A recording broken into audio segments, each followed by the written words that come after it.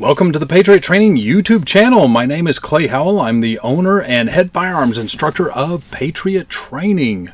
Coming at you today with the old school hoodie, the expert rifleman hat, because today, this video, we are going to talk about zero theory.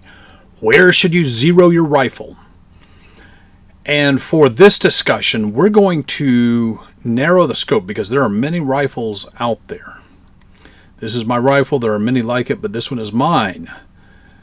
And so we are going to stick with the law of large numbers. The vast majority of people who show up to class bring a 16-inch barrel or similar and bring 55 grain ammunition. So that's what we're going to talk about. AR-15 with a 16-inch barrel and 55 grain ammunition.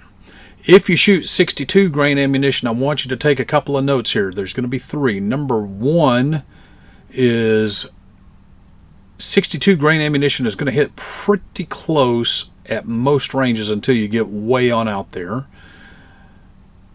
Meanwhile, number 2 point is the ammunition is less effective, and number 3, it's less accurate than 55 grain ammunition as a whole.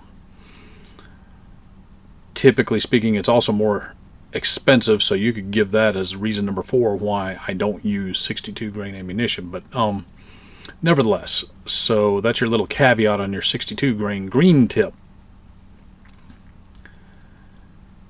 You see all kinds of zeros online, and the first one I want to get out of the way is the 25 meter zero. Some people out there believe that the 25 meter zero is also a 300 meter zero, and nothing could be further from the truth. If those who use a 25 meter zero recall, the Army or the Marine Corps had you use on the old school A2 rifles with the fixed carry handle, you had to click up one MOA to the Z setting, the zero setting, in order to use it. And even then, it was usually off a click or two. Still had to confirm at distance. And on the detachable carry handles, you had to click it up 2 clicks, which would, again, was 1 minute of angle up to get to that Z setting for zeroing at 25, and then click it back down for actual shooting at 300. On this rifle right here, it's got the Matek, and it has a hash mark that is higher than 300 meters but not quite 400 for zeroing. So those two don't equal up. In my experience, if you zero at 25 meters and confirm at distance, you're going to still be significantly high at 300 yards, and it's going to drop back down about 360 to 380 yards is where it's going to be back on the money, on the parabolic trajectory. So it's not a 300 yard zero, it's not even close. So I'm not a huge fan of it. I've seen it fail time and time again. I've seen people show up to class with 25 meter zeros and they weren't even on paper at 50, and that's because very, very minute mistakes magnify as you get further and further away. So let's talk about what zeros I do recommend.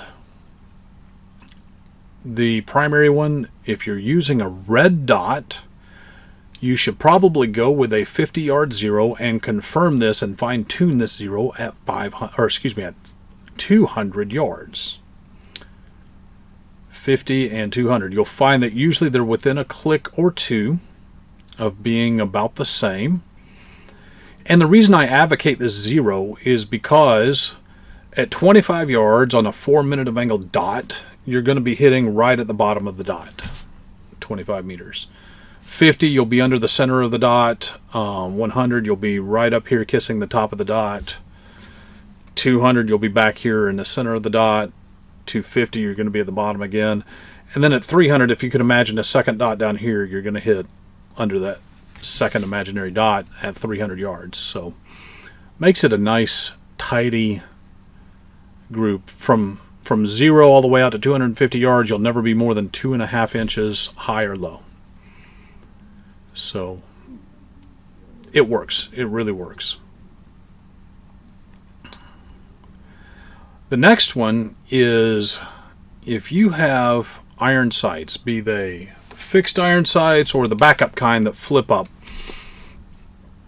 I recommend a 300-yard zero, which can be approximated with a 36-yard zero to start. Confirm that. Make sure your point of impact is about 3.5 inches high at 100, and then confirm at 300 as soon as possible. And the reason that I advocate this zero is because you will always be holding under or on the money everywhere from about 25 yards all the way out to 300. And if you get really, really, really particular, you'll be a ½ inch low at 25 yards, and I'm going to tell you, you're not going to be covering up the target, so you're going to be able to account for that for sure. Meanwhile, your bullet is going to be about 3 to 4 inches high, about 3.5 inches high at 100. Again, about 3 to 4 inches high at about 200. Back on the money at 300. And the neat thing, see, if you went with a 200-yard zero with your irons, and if you had a target of opportunity at 300 yards, the problem is that your bullet is going to drop about 7 inches, which means you're going to need to hold your sights up. You're going to need to hold over.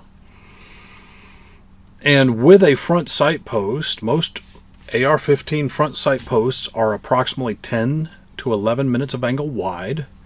10 minutes of angle at 300 yards is 30 inches. You're not going to be able to see your target if you're having to hold over. So one of the fundamental rules of gun safety is to be aware of your target and what's beyond it. And if you are covering up your target with your front sight post, then you cannot be absolutely certain of your target and what's around it and what's beyond it. That part of the field is occluded to you, my friend. So using that 200-yard zero with your iron sights at a 300-yard shot violates one of the gun safety rules. So that's why I advocate a 300-yard zero for the irons.